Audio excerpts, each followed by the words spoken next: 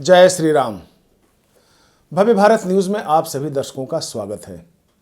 विश्व की सबसे पुरानी संस्कृति को संजो कर रखने का श्रेय अगर किसी को जाता है तो वो है काशी। काशी को वाराणसी और बनारस के नाम से भी जाना जाता है, लेकिन आज बहुत कम लोग जानते हैं कि इन दोनों नामों में एक बहुत बड़ा रहस्य छुपा हुआ है। काशी और वाराणसी के नामों में क्या रहस्य है, यह जानने के लिए आप जल्दी से चैनल को लाइक कर लें, सब्सक्राइब करें और हाँ, आइकॉन बटन दबाना न भूलें ताकि इस तरह की जानकारी आप तक पहुंचती रहे। काशी और वाराणसी के नामों में क्या रहस्य छुपा है, यह आपको बता रहे हैं काशी के प्रकांड विद्वान राम नारायण द्विवेदी जी। तैता मोक्षदायिका 7 नगरी हमारे भारतवर्ष में मोक्ष देने वाली नगरी हैं।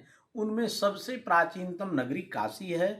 और आपको जान करके बड़ा आश्चर्य लगेगा कि हमारे पुराणों में ये भी लिखा है कि वो 6 नगरी काशी से अतिरिक्त भी 6 नगरी काशी क्षेत्र में ही विराजमान है। वो 6 नगरी भी काशीवासी को किसी अन्य नगरी में जाने की जरूरत नहीं है। कांची, अवंतिका, अयोध्या, द्वारका, उज्जैन और काशी, इनका परिक्षेत्र बना है कि 80 से संगम क्षेत्र का जो भाग है वो हरिद्वार कहलाएगा। वरुणा से जो उधर का भाग है वो जो है अयोध्या कहलाएगा। मंदाकिनी वाला जो क्षेत्र, इस तरह कह के 7 नगरियों का परिक्षेत्र यहाँ बांटा हुआ है। काशी में 12 आदित्य विराजमान है। काशी में 56 विनायक विराजमान है। काशी में आप समझिए अष्टभैरव विराजमान है। काशी में 64 योगिनियाँ विराजमान हैं। ये सारी चीज़ों को भगवान विश्वनाथ के परिगण के रूप में भगवान विश्वनाथ ने स्वयं इनको यहाँ भेजा, क्योंकि काशी एक काल ऐसा आया काशी का जब यहाँ के राजा दिवोदास हो गए और राजा दिवोदास ने भगवान शिव समेत सभी देवताओं को कहा कि आप लोग काशी से बाहर जाएं, मैं यहाँ की राजपाट, यहाँ की व्यवस्था को मैं स्वयं देख लूँगा। कुछ काल बीतने के बाद भगवान शिव ने अपनी एक माया रची और नारद जी को भेजा और स्वयं नारद के स्वरूप में एक ज्योतिषी बन करके यहाँ आए। और राजा दिवोदास की श्रीमती से को स्वप्न हुआ कि एक ऐसा विकलांग बूढ़ा साधु आएगा और वो कुछ कहेगा तुम्हारे पति को, तो कहना कि उसको स्वीकार कर लेगा, नहीं तुम्हारे राज्य में अकाल पड़ने की संभावना हो जाएगी। पत्नी बड़ा चिंतित हुई और राजा दिवोदास से कही। ये हमारी सारी घटना काशी खंड में पुराण में उल्लिखित है, कोई कपोल कल्पित घटना नहीं है। तब राजा दिवोदास ने पत्नी से कहा कि तुम मिथ्या बात करती हो, ऐसा कहीं कुछ ज्योतिष भी नहीं होता, ऐसा कोई शास्त्र नहीं है, सारी चीज़ें कर्म के आधार पर वर्णित है और मैं कर्म को ही प्रधान मानता हूँ। दूसरे दिन संजोगवशात ऐसी घटना होती है, जो पत्नी ने कहा था वही घटना राजा के साथ घटती है। राजा अत्यंत व्याकुल और चिंतित होकर के उस बूढ़े ब्राह्मण को खोजता है। वो बूढ़ा ब्राह्मण कोई नहीं था, भगवान शिव थे। शिव चूंकि मानधाता के बुलाने पर, मानधाता उनके अत्यंत भक्त थे, महाराज मानधाता के आह्वान पर भगवान विश्वनाथ मानधाता पर्वत पे चले गए और उन्होंने मानधातेश्वर के नाम से वहाँ जाने गए। और जैशव ऋषि यहाँ जो रहते थे, बिना शिव का दर्शन किए वो अन्न जल ग्रहण नहीं करते थे। भगवान शिव को इस बात की बड़ी चिंता थी कि एक मेरा ऐसा भक्त काशी में है जो मेरे चले आने के बाद वो जल भी नहीं लेता, अन्न भी नहीं लेता। आज भी वो जागेश्वर महादेव के नाम से मंदिर बना है जैशव ऋषि का।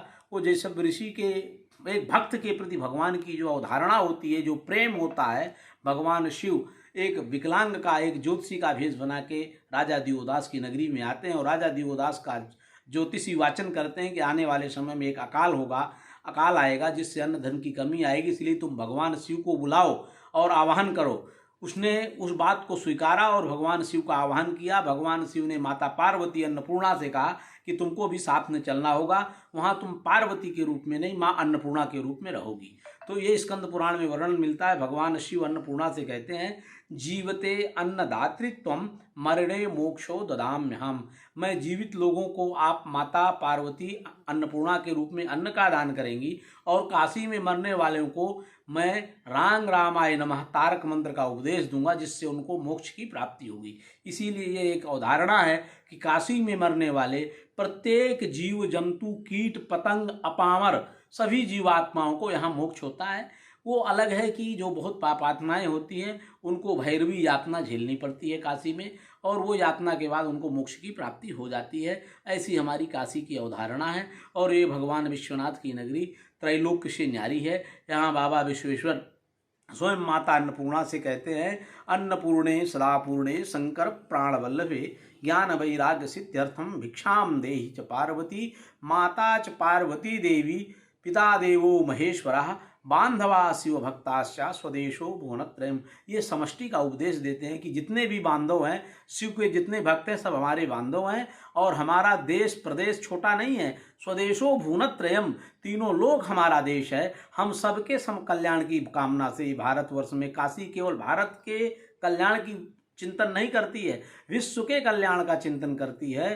विश्व मात्र के नहीं, त्रैलोक्य के कल्याण का चिंतन करती है। ऐसी काशी, ऐसी अविनाशी काशी भगवान विश्वेश्वर के त्रिशूल में विराजमान रहते हुए अपनी सारी पौराणिकताओं को, यहाँ पंच तीर्थ हैं, पंच नद हैं, यहाँ मंदाकिनी है, यहाँ गोदावरी है, गोदावरी के नदी के नाम से गोदौलिया चौराहा है, मंदाकिनी के नाम से मैदागिन चौराहा है। तो यहाँ 5 नदियाँ बह रही हैं, अवधूत पापा नदी बह रही है, यहाँ पंचगंगा घाट है, जहाँ इस तरह की नदियाँ विराजमान हैं। ये काशी विभिन्न देवी देवताओं का प्रतिनिधित्व इस काशी में रहता है, इसलिए काशी त्रैलोक्य से न्यारी है और विश्व की अत्यंत प्राचीनतम नगरी है। तो काशी और वाराणसी के बीच क्या है संबंध?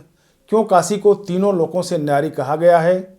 इन सारी जानकारियों के बाद उम्मीद करता हूँ कि काशी और वाराणसी के नामों को लेकर जो संशय आप लोगों के मन में थी वो अब खत्म हो गई होगी। ऐसी जानकारियों के लिए आप हमारे साथ बने रहिए। तब तक के लिए नमस्कार।